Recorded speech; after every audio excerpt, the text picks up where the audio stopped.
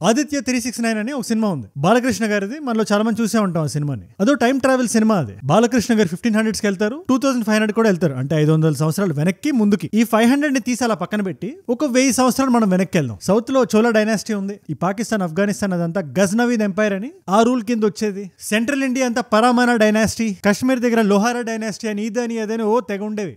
అందులోండి ఏ రాజు దగ్గరికి వెళ్ళి మన ఫోన్ చూపించి వాళ్ళ చేతిలో ఇది పెడితే వాళ్ళకి అర్థం కాదు. ప్రపంచంలోనే ఇది ఒక అద్భుతం అనుకుంటారు. ఒక డివైస్ లో పాటలు వినొచ్చు, సినిమాలు చూడొచ్చు, ఫోన్లు చేయొచ్చు, ఎక్కడో ఉండే వ్యక్తితో మాట్లాడొచ్చు అంటే టంగు తింటారు. అలాగే మన ఫోటోలు, మన వీడియోలు, మన ఫోన్లు, మన టీవీలు, ఫ్రిడ్జ్లు ఇవన్నీ 3000 ఒక 1000 సంవత్సరాల తర్వాత 3100 3025 పట్టుకెళ్ళి అక్కడ బ్రతుకుతున్న ఎవరికైనా మనం చూపిస్తే వాళ్ళు కూడా అలాగే షాక్ అవుతారు. ఏంటి ఇంత ప్రిమిటివ్ గా బతికే వాళ్ళ హ్యూమన్స్ అనుకుంటారు. ఎలా అయితే ఆదిత్య 369 సినిమాలో 2500 అని చెప్పి కొన్ని చూపించారు. వాళ్ళు చూపించింది తప్పేం లేదు, డిస్టోపియన్ వరల్డ్ కింద చూపించారు, కానీ ఆ కంప్యూటర్లో సెల్ ఫోన్ ఇంకా మ్యాచ్ చేయలేదు. అది ఎలా ఉండబోతుందని వాళ్ళ తప్పు కాదు అది.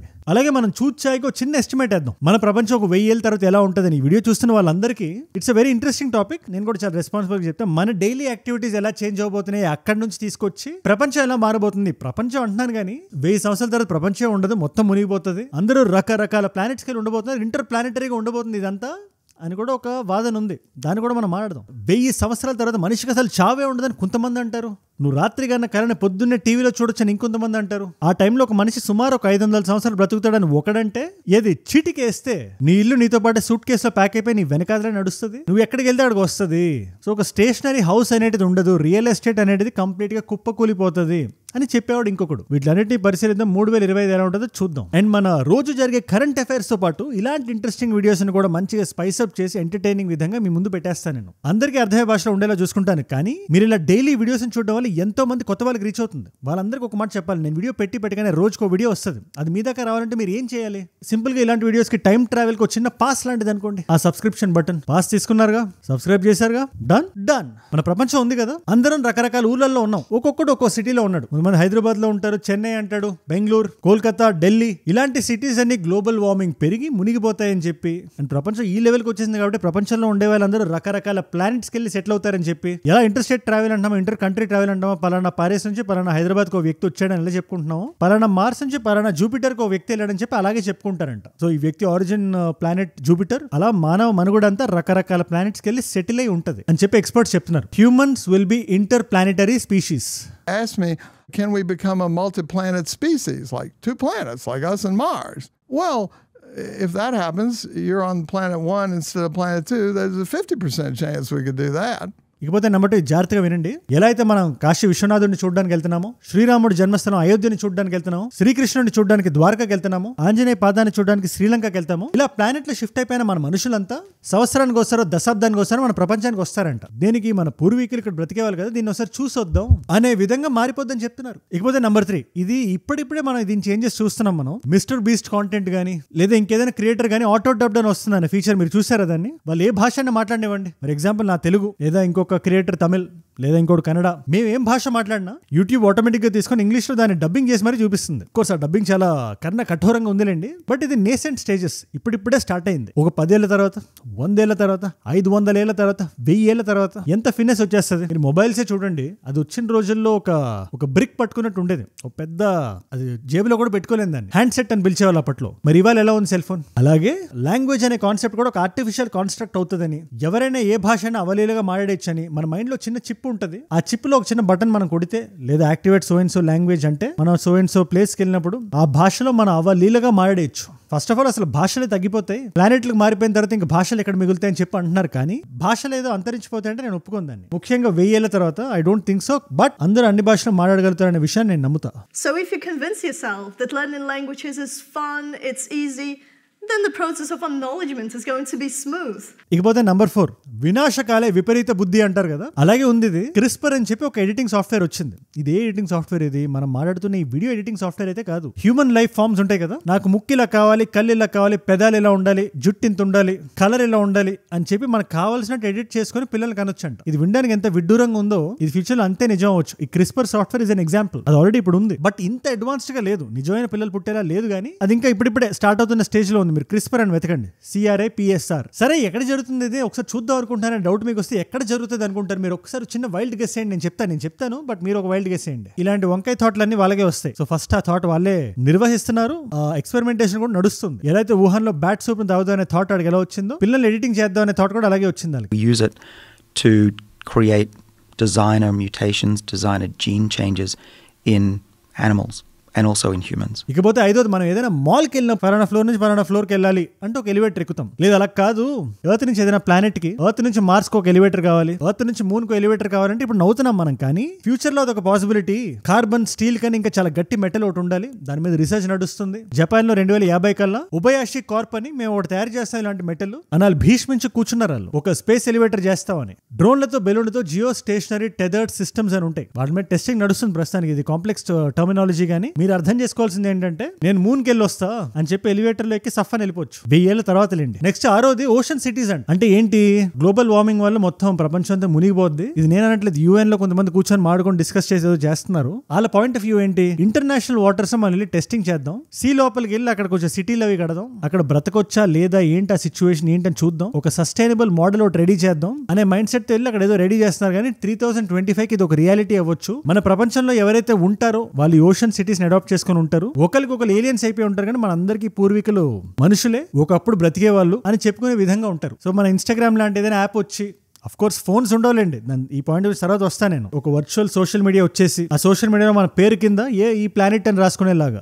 నెక్స్ట్ 7వ పాయింట్, 8వ పాయింట్, 8 అనుకుంటా, డిసీజ్ ఎరాడికేషన్. ఇది అంటే ఏవైతే ఈ జబ్బులు ఉంటాయని మనం చెప్పుకుంటున్నాం ఆ జబ్బులు ఏవి ఉండవంట. క్యాన్సర్ గానీ, HIV గానీ ఇలాంటి ఏ జబ్బైనా ఇవాళ ట్రయల్స్ నడుస్తున్నాయి. ఈ ఎడిటింగ్ సాఫ్ట్వేర్ లాంటిదని చెప్పాను కదా, అందులో Cas9 అనే వేరియంట్ జెనెటిక్ గా వచ్చిన బ్లైండ్నెస్ ని, అంటే కంటి చూపు లేని జబ్బుని నయం చేయడానికి చూస్తుంది. అగైన్ అన్ని ఇనిషియల్ ట్రయల్స్. ఇవాళ ఇనిషియల్ ట్రయల్స్ అంటే తర్వాత ఫుల్ఫిల్ అవ్వచ్చు కదా అని ఒక నమ్మకం అంతే. అలాగే క్యాన్సర్ లో mRNA ట్రయల్స్ అని నడుస్తున్నాయి. క్యాన్సర్ ని అసలు ఈ భూమి మీద నుంచి లేకుండా చేసేద్దామని. అందుకని పాయింట్ 9 చాలా ఇంపార్టెంట్. మనం ఒక 2000 సంవత్సరాలు 3000 సంవత్సరాలు వెనక్కి వెళ్తే ఒక మనిషి సాధారణంగా బ్రతికిన ఏజ్ వాస్ 30 years అని చెప్తారు. అంతెందుకు ఇండియా ఇండిపెండెన్స్ వచ్చిన తర్వాత మనం ఎంత బ్యాడ్ స్టేట్ లో ఉన్నామంటే బ్రిటిష్ రూల్ వల్ల ఓ 30, 40, 50 బ్రతికితే గ్రేట్. ఆ స్టేజ్ నుంచి ఇవాళ వరకు వచ్చామంటే మనం కొన్ని పాలసీలు కరెక్ట్ గానే తీసుకున్నాం. అలాగే మన మానవ మనుగడ ఏదైతే ఉందో ఒక 1000 సంవత్సరాలు దాటేసరికి యావరేజ్ గా ఒక 500 సంవత్సరాలు బతకొచ్చు. ఇది నేను కదా, అగైన్ సైంటిస్టులు చెప్తున్నారు. సింపుల్ గా బ్రతికేస్తారు మనుషులు 500 years. అదొక యావరేజ్ ఏజ్ అవుతుంది. దాని కారణాలు కూడా చెప్తా నేను. మనం చూసే 10th చేంజ్ లో చాలా క్లియర్ గా ఉంటది. అదేంటంటే లైసెన్స్ లేదని, RC లేదని, డ్రంక్ అండ్ డ్రైవ్ అని రకరకాల విధాలుగా డ్రైవర్లను పట్టుకుంటారు. రేపు పొద్దున్న అలాంటి పట్టుకోవడాలు, అలాంటి నేరాలు, ఘోరాలు మనం చూడం. దానికి కారణం ఏ కారు, ఏ వెహికల్ అసలు హ్యూమన్ డ్రివెన్ ఉండదంట. Unless it's a recreational sport. ఏదో సరదాగా నడపడానికి. కానీ నిజంగా రోడ్ల మీదకి వచ్చి నడపాలంటే సెల్ఫ్ డ్రివెన్ కార్స్ ఉంటాయి. ఇప్పుడు మొన్న రీసెంట్ గా బీన్ టు శాన్ ఫ్రాన్సిస్కో, అక్కడ వేమో అని ఉంది. మనం ఏదైనా ఊబర్ లాంటిది ఆర్డర్ చేస్తే ఆటోమేటిక్ గా వస్తుంది. కార్లో డ్రైవర్ ఉండడు, మనం చెప్పాలనుకున్న ప్లేస్ కి పట్టుకెళ్ళిపోతుంది. ఇవాళ రోజున నేను చూసి అనుకున్నా, ఇంతమంది హ్యూమన్ డ్రైవర్స్ ఉన్నారు కదా, కొలిజన్లు గట్రా జరగవా అంటే ప్రస్తుతానికి చాలా జాగ్రత్తగా చూసుకొని వెళ్తుంది. కొన్ని సిటీస్ అంటే పాసిబుల్, అది అందరికీ తెలిసిన విషయం. మీరు దాన్ని తీసుకొచ్చి బంగ్లాదేశ్ లాంటి, ఢాకా లాంటి ఊర్లో వదిలేస్తే ఇంపాసిబుల్, ఎవడో వచ్చి కొట్టేస్తాడు, మందు కొట్టు. అలాగే అన్ని కార్లకి, అన్ని బైకులకి డ్రైవర్ అనే కాన్సెప్టే మనం తీసేస్తే మీకు అసలు అలాంటి యాక్సిడెంట్లు, న్యాచురల్ డెత్ కాకుండా వచ్చే డెత్లు ఏవైతే ఉన్నాయో అవి ఫస్ట్ ఆఫ్ ఆల్ పేజ్ నుంచి వెళ్ళిపోతాయి. అవి తగ్గిపోవడం వల్ల మనకి యావరేజ్ ఏజ్ అనేది పెరుగుతుంది. దాంతో పాటు మెడికల్ గా మనం చూసిన అడ్వాన్స్మెంట్లు గానీ, టెక్నాలజీల వల్ల గానీ మనం ఎక్కువ కాలం బ్రతుకుతాం. There's a lot of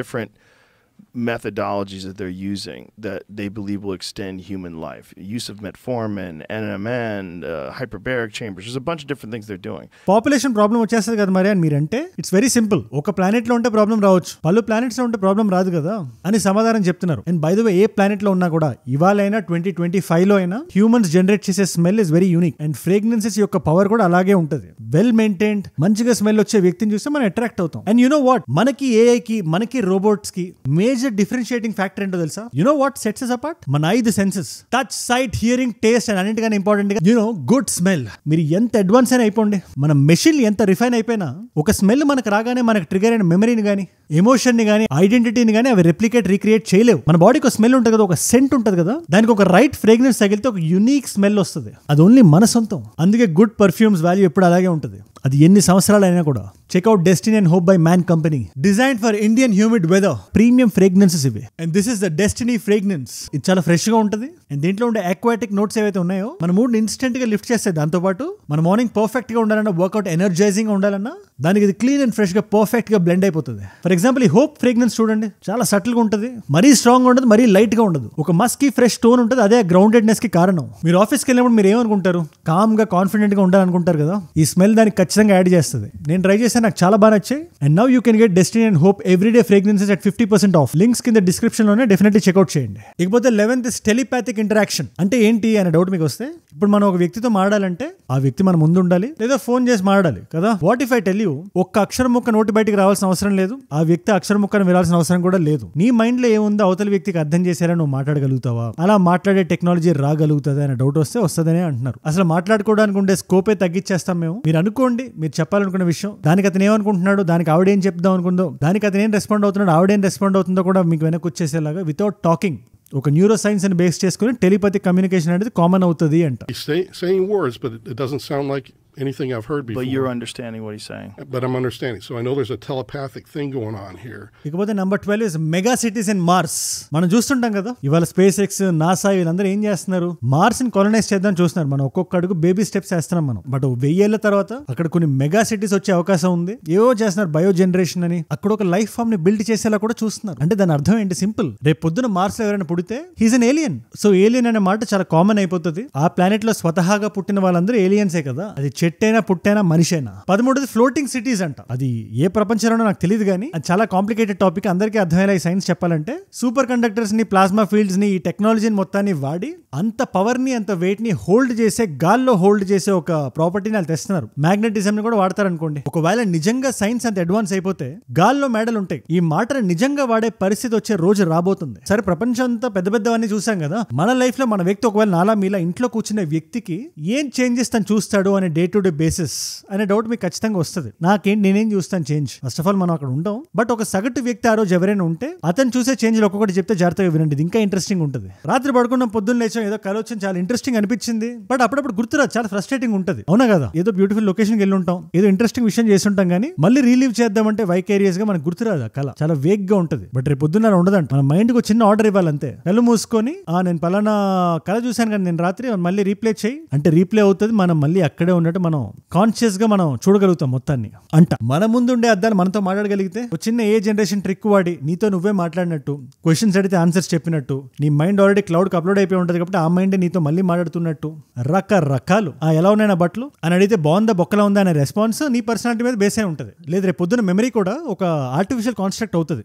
ఇదివరకు ఏమనేవాళ్ళం, 9x8 అంటే టక్ అని 72 అని ఈజీగా చెప్పేయచ్చు. లేదా 16x14 అంటే కొంచెం తడబడతాం. 352x482 అంటే ఇంకా లాగ్ అవుతాం. నిజంగా మనకి క్యాలిక్యులేటర్స్ రాకముందు అట్లీస్ట్ డబుల్ డిజిట్స్ ఈజీ ఉండేవి.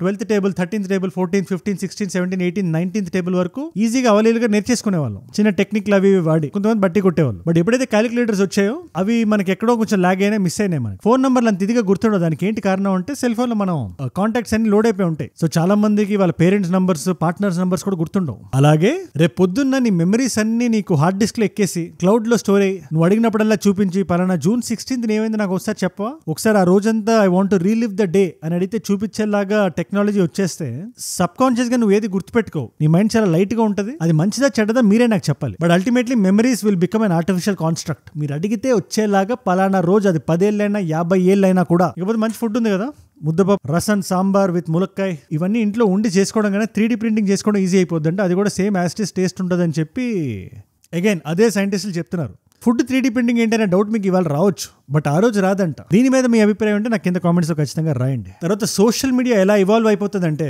మీరు రోడ్ల మీదకి వెళ్ళగానే వర్చువల్ గా స్కోర్ కనబడుతుంటది. ఇదేదో ఒక వెబ్ సిరీస్ లో ఒక షో ఉంటుంది, ఇట్స్ కాల్డ్ నోస్ డైవ్. మీరు ఒకసారి బ్లాక్ మిర్రర్ సిరీస్ అని ఉంటుంది, అందులో ఒకసారి చూడండి నోస్ డైవ్ అని. That's very much a possibility అంటున్నారు. దాంట్లో ఏమవుతుంది, సోషల్ సెక్యూరిటీ, సోషల్ స్కోర్స్ అని ఉంటాయి. మీరు ఎలా బిహేవ్ చేస్తున్నారు, ఆఫీస్లో ఎలా మాట్లాడుతున్నారు, మీ సోషల్ లెటర్ లో మీరు ఎక్కడి వరకు ఎక్కారు, మీ జీతం ఎంత, మీ ఇదంతా, మీ అదంతా అంతా చెక్ చేసి పెట్టేసి ఒక దగ్గర నీట్ గా రాసేసి ఒక నంబర్ ఇస్తారు. 5కు ఒక 4, 3, 2 ఏదో దాన్ని బట్టి మీరు రోడ్ల మీద నడుస్తుంటే ఆ వ్యక్తి సోషల్ స్కోర్ మీకు కనబడుతుంటది. పెళ్లి చేసుకోవచ్చా లేదా అనే థాట్ కూడా మీకు వచ్చే విధంగా ఆ వ్యక్తి ఉంటాడు. సో 4+ ఉంటే ఎక్స్ట్రాడినరీ. అంటే మన చిన్నప్పుడు స్కూల్లో రిపోర్ట్ కార్డులు ఉండేవి కదా, అలాంటిది అనుకోండి. నిజం చెప్పండి, రిపోర్ట్ కార్డులు ఉండడం మంచిదా కాదా, మీరేమనుకుంటున్నారు? సీరియస్ చెప్తున్నా, మీరు ఒకసారి ఆ నోస్ డైవ్ చూడండి.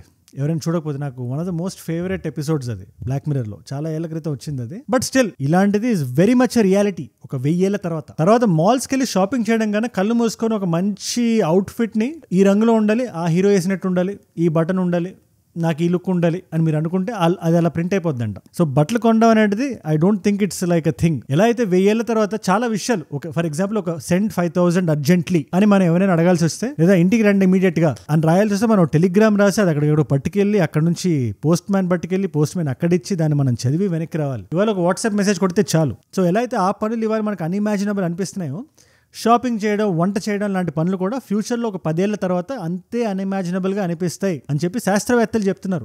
నా మనసులో అయితే ఒకటే ఉంది, బటన్ కొడితే మూడ్ చేంజ్ అయిపోద్ది, ఇదవుతుంది అదవుతుంది అంటారు. కానీ ఒక మనిషిని మనం ఎంత ఫ్రీగా మనం వదిలేస్తాం, ఒక సగటు మనిషిని, ఆబ్వియస్లీ ద వన్స్ ఇంటెలెక్చువల్ గా స్టిమ్యులేటెడ్ అయిన వాళ్ళు, రకరకాల కొత్త పనులు చేసే వాళ్ళకి ఓకే, బట్ ఒక వ్యక్తిని ఎంత ఖాళీగా పెడితే అంత డిప్రెస్ అయిపోతాడని చెప్పి నా అభిప్రాయం. And I'm using the word depressed in a very responsible way. అందుకే ఈ ప్రాసెస్ చాలా స్లోగా అవుతుంది, ఏదో ఒక రోజులో ఓవర్ నైట్ లో జరిగిపోయేది కాదు, ఇది 1000 ఏళ్ల తర్వాత జరిగేది. నాకు విషయం మీరు నాకు చెప్పండి, ఇప్పుడు ఇవన్నీ కాకుండా ఇంకొక మేజర్ చేంజ్ 1000 ఏళ్లలో ఏమవుతుందని మీరు అనుకుంటున్నారో నాకు రాయండి కింద కామెంట్స్ లో, నిర్మోహమాటంగా రాయండి. ఐ వాంట్ టు నో ఎంత క్రియేటివ్ గా మీరు అనుకుంటున్నారని. అది జరగవచ్చు, జరగకపోవచ్చు, జరిగిన చూడడానికి అయితే మనం ఉండం కదా. మన వల్ల ఒక 30 జనరేషన్ కిందకి దిగిన తర్వాత ఆ వ్యక్తి కనబడితే మీరు ఏం చెప్దాం అనుకుంటున్నారు? లెట్ మీ నో, అది కూడా మీ కుటుంబం నుంచి. It's a very interesting topic. అంత హైపోథెటికల్ గానే నడిచింది కానీ, బట్ స్టిల్ ఇవాళ మల్టిపుల్ చాయిస్ క్వశ్చన్ మీకు, ఖిల్జీ డెస్ట్రాయ్ చేసిన లొకేషన్ పేరేంటి? ఇవన్నీ మనం తెలుసుకోవాల్సిన విషయాలు. మన ఫ్యూచర్ గురించి చూడడం ఎంత ఇంపార్టెంటో, మన పాస్ట్ కి మనం వెళ్ళి మన అస్తిత్వాన్ని నాశనం చేయడానికి ప్రయత్నించిన వాళ్ళ దుశ్చర్యలు కూడా మనం తెలుసుకోవాలి. ఆయన డిస్ట్రాయ్ చేసిన లొకేషన్ ఏంటది? Option A is Takshashila, option B is Nalanda, option C is Vikramashila, option D is Odantapuri. తెలిస్తే కింద రండి, తెలుసుకుందాం అనుకుంటే నా ఇన్స్టాగ్రామ్ కి వచ్చేసేయండి. ఇక్కడ అజయ్ ఫ్రమ్ ఏజుడ్ అని ఉంటుంది, అజయ్ ఫ్రమ్ అని రాయండి చాలు, మీకు టక్కన వచ్చేస్తుంది. పక్కన టిక్ మార్క్ ఉంటుంది అండ్ ఇట్స్ వెరిఫైడ్ ప్రొఫైల్. మీరు వచ్చేయచ్చు, అక్కడ ఇలాంటి వీడియోస్ ని రీల్స్ లో చూడొచ్చు. నా లైఫ్ లో నా చుట్టూ ఏమైనా జరుగుతున్నా, ఏదైనా వీడియో ఐడియా టాపిక్ నాకు ఇద్దాం అనుకున్నా, లేటెస్ట్ న్యూస్ ని స్టోరీస్ లో చూద్దాం అనుకున్నా, లేదా రెండు క్వశ్చన్స్ ఆన్సర్స్ చూద్దాం అనుకున్నాం, మల్టిపుల్ విధాలుగా మీకు ఉపయోగపడుతుంది. ఖచ్చితంగా వచ్చేసేయండి. ఒకవేళ ఇక్కడ లేకపోయినా ఏజుడ్ రీల్స్ లో ఈ క్వశ్చన్ ఆన్సర్లు ఉంటాయి, ఖచ్చితంగా మన టీం నడుపుతుంది. And we have 2 other pages, ఏజుడ్ క్లిప్స్ అని, ఏజుడ్ గ్లోబల్ అని. మన ఛానల్ ఇంగ్లీష్ లో కన్స్యూమ్ చేద్దాం అనుకున్న వాళ్ళు, నాన్ తెలుగు పీపుల్ కి షేర్ చేద్దాం అనుకున్న వాళ్ళకి ఏజుడ్ global is a great channel. Support. మీరు ఇక్కడ దాకా నా వీడియోలో వచ్చారంటే నా వీడియోస్ మిమ్మల్ని ఆకట్టుకునే ఒక వాల్యూ పొందుతున్నారు. Thank you so much for that. మీరు ఇస్తున్న ఈ వాచ్ టైం, మీ రిటెన్షన్ ఉంది కదా, రోజు నన్ను మాట్లాడడానికి నిర్భయంగా, నిర్మోహమాటంగా, ఏ టాపిక్ మీద అనర్ఘలంగా మాట్లాడడానికి మీరే నా స్ఫూర్తి, మీరే నా ప్రేరణ. You are my inspiration. మీ వల్ల ఎంతమంది కొత్త వాళ్ళకి రీచ్ అవుతుందో తెలుసా? అలాంటి కొత్త వాళ్ళు మీరు ఒకళ్ళు ఉంటే, నేను వీడియో పెట్టగానే మీ దగ్గర రావాలంటే కింద కనబడే సబ్స్క్రైబ్ బటన్ నొక్కి పెట్టేసుకోండి. సబ్స్క్రైబ్ చేశారుగా, డన్. అండ్ 2 కాంప్లిమెంటరీ వీడియోస్ పెడుతున్నాను ఇక్కడ. అనంత పద్మనాభ స్వామి టెంపుల్ గురించి మీలో ఎంతమందికి తెలుసు? రీసెంట్ గా 275 సంవత్సరాల తర్వాత మహాకుంభాభిషేకం మళ్ళీ జరిగింది. ఆ సందర్భంగా ఒక వీడియో చేశాను నేను. ఆ వీడియో ఇక్కడ ఉంది. లేదు కొంచెం కరెంట్ అఫైర్స్ తెలుసుకోవాలి అని మీరు అనుకుంటే, సైఫ్ అలీ ఖాన్ ఇంటికంటే ఆయన ప్రాపర్టీస్ కి ఒక 15,000 కోట్లకు సంబంధించి సుప్రీంకోర్టు ఒక మేజర్ డెసిషన్ తీసుకుంది. దాని గురించి మొత్తం ఎక్స్ప్లెయిన్ చేసి ఒక వీడియో ఇక్కడ చేశాను. మీకు రెండిట్లో ఏ వీడియో ఇంట్రెస్ట్ ఉంటే ఆ వీడియోని చూడండి. నేను మళ్ళీ మిమ్మల్ని రేపు కలుస్తా. మనందరం కలిసి పెరగాలి, కలిసి ఎదగాలి. Let us all grow together. Let us all rise together. Rise above ignorance. Rise above arrogance. Rise above hate. ఏజుడ్ అంటే మనం. జై హింద్, జై భారత్, జై ఆంజనేయ, ఓం నమః శివాయ.